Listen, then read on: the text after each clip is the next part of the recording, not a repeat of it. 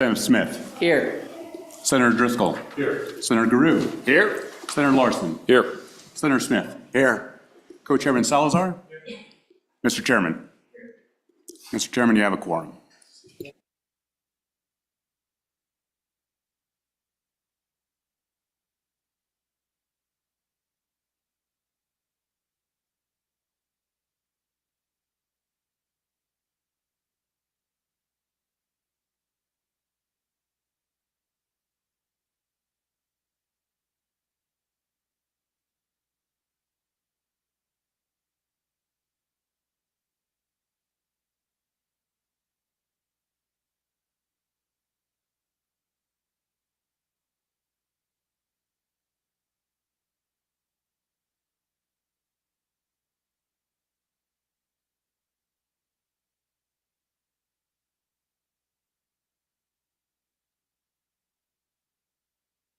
We've got some good business to take care of for the people of Wyoming today, and I believe we're going to have the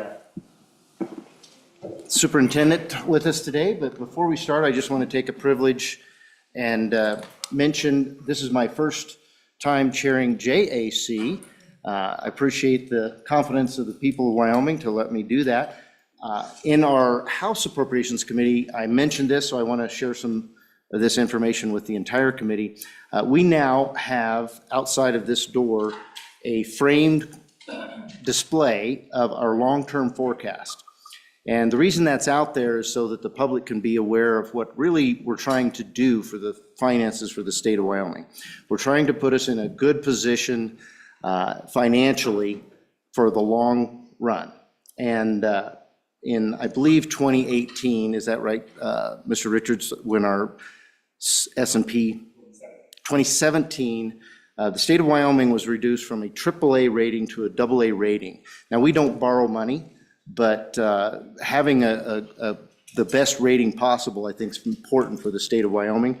And it's really important for us as appropriators to focus on that. So in an effort to focus on it, we've displayed that out there so that the public and ourselves can keep an eye on that. There's a QR code where you can just scan it with your phone, and you can see where the information comes from, how it's compiled, and what it really means. And currently, our long-term forecast is going to be negative on our school foundation program in about 5 years with some very, very conservative forecasting methods. So we'd like to change that so it's not negative, so that the state is in good fiscal order. And so that will be on display out there. I mentioned yesterday it's kind of in a dark corner, so Wendy Madsen is looking for a light to put over that so you can see it, but use your flashlight on your phone while you're scanning the QR code if you'd like to look at that information. And a special thank you to Wendy Madsen and Ms. Vaughn for helping us get that all set up, so thank you. And with that, we now have the school superintendent's office. So Mr. Shaner, if you'd go ahead and lead us off. Thank you, Mr. Chairman, committee members, Dickie Shaner and Trent Carroll from the Wyoming Department of Education, here to update our elected letter that we submitted back in December. So we are providing an update today due to adjustments in the January Craig forecast for revenues. And that is related to our Unit 4101.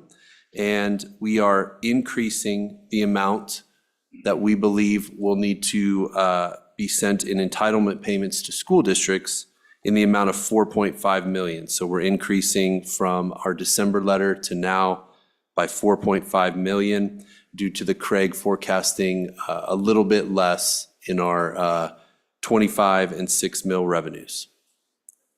Mr. Chairman, that's the one update.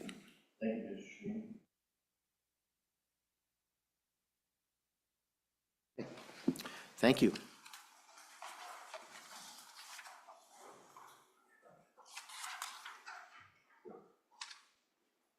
Our next order of business is to look at the governor's vetoes from the 25-26 budget that was passed in last March, 2024.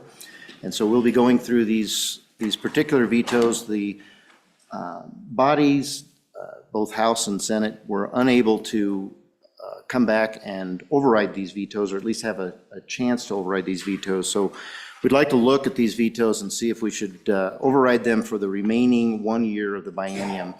So this would apply to 2026 as we create the supplemental budget. Mr. Richards, if you'd begin. Mr. Chairman, members of the committee, for most of this, I will walk through the actual copy of the 2024 budget bill in order of agencies. This morning, I believe you also received a copy of the explanation, which is the governor's veto letter dated March 22nd, 2024. For almost all of these, it will be easiest to proceed through agency by agency, and several of them, the governor's veto either no longer has material value because the activity has been exercised. Other times it has to do with preferences for language. However, there is one which I think we should start with, which appears on page 73, section 307, personal services transferred. The reason I raise this one first is because there are, I believe, 7 conforming amendments in other footnotes of agencies. So if you address this one and restore it, we can make those conforming adjustments and just skip over them as we proceed through the agencies in numerical order. Section 307 has been in the budget for several decades in one form or another. Our shorthand term for this is a limitation on transfers, and then agencies that are not subject to this are listed in subsection B, I through 4, Romanet 4. And those, again, just as a matter of vocabulary, are often referred to as superflex agencies. So the Department of Environmental Quality, Department of Health, and Department of Corrections are not subject to the provision in subsection A, which limits movement of funds from the non-federal appropriations from the 100 series to any other series, or from the 900 series to the 100 series. So what does this mean in practical terms? It means if funds were appropriated for a contract, for example, the agencies cannot elect to use those funds to give, say, raises for their employees. They can't move it from contractual funds to personnel funds. Also, if there is vacancy savings, the agencies are prohibited from transferring that for things like equipment, supplies, contractual services, travel, and the like. They can't take that vacancy savings and move it down to other expenditure categories. Now, in lieu of this provision, the governor did impose an executive order this summer, which has a similar effect of this. It is obviously not mandated by the legislature, rather it is the governor's discretion, and Director Hibbard can correct me, but I think there's just been one instance of if this language was in effect, there would have been prohibited action in one instance. I think there was one personnel increase that was given in an agency from funds other than the 100 series. Mr. Richards, just for clarification purposes, the description of the inability to transfer between 900 and 100 and other expenditures, that does not apply to the superflex agencies that you mentioned, correct? Okay. Mr. Hibbard, please. Mr. Chairman, thank you. I'm Kevin Hibbard. I'm the Director of the State Budget Department. Thank you for the opportunity to opine on this particular subject. Yes, there is an executive order that meets this expectation, and to give you examples of that is we've had several requests. One we approved, and there was a need to have that done immediately. We recognize that, and there's a process that we go through with A&I and the State Budget Department and the Governor's Office to make sure that we review that by that executive order. The ordinance of what we approved versus what was applied for is a level of magnitude of millions. We instructed those agencies to go through the process of the appropriation process, either the supplemental or the normal budget process, in lieu of trying to move this through the fact that 307 has been vetoed, and we can do that. But I would just want to stress upon you, and I did this in October as well, please consider when you're making this decision, please consider our experience that we're showing you, that we're representing you, that this we understand. And also, as far as taking money from the 100 series and vacancy savings and using that somewhere else, that's not going to happen. In fact, a year and a half ago, I testified to this committee that I anticipated $60 million of reversions. And we got that $60 million of reversions, but we're not going to allow the vacancy savings situation to be funneled down into other expenditures. That's just not going to happen. So with that, Mr. Chairman, please consider our track record on this when you make this decision. Mr. Hibbert, I appreciate sharing the track record. I just think, from my perspective, I believe that it's more of a constitutional separation of powers and the responsibility of the legislature to control the purse strings, and that's what this issue really comes down to. But if either you or Mr. Richards could explain the one exception that was made, that might be helpful for the committee. Mr. Chairman, I will do so without naming that particular individual or that individual's role. If we had a cast of these, which we do not, then it would be simpler for me to have that conversation. But this particular position serves the state of Wyoming in a very key position, a key functionality, and we could not attract anybody to do that. And without this position filled, it would have created a situation that would have been an embarrassment to the state of Wyoming. Otherwise, if I went into detail on this, I'd be exposing the individual that actually applied successfully and was awarded the position.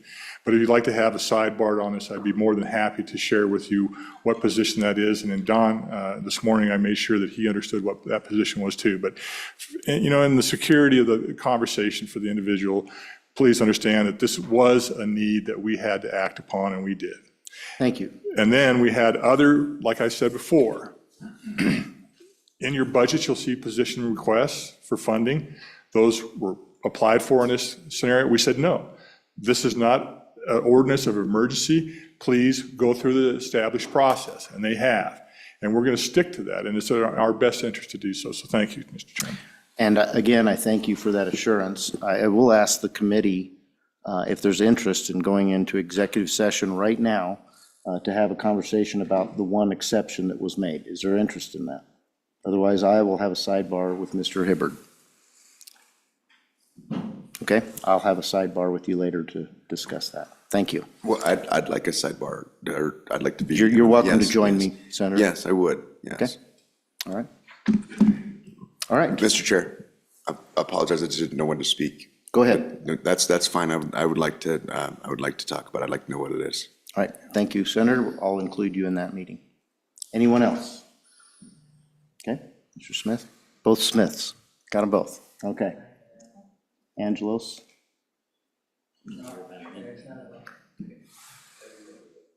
Okay. Are we sure we don't want to go into executive session for a brief moment? Okay. Let's move into executive session just so we can have this quote-unquote sidebar right now. Thank you all. We'll get you back in here as quickly as we can.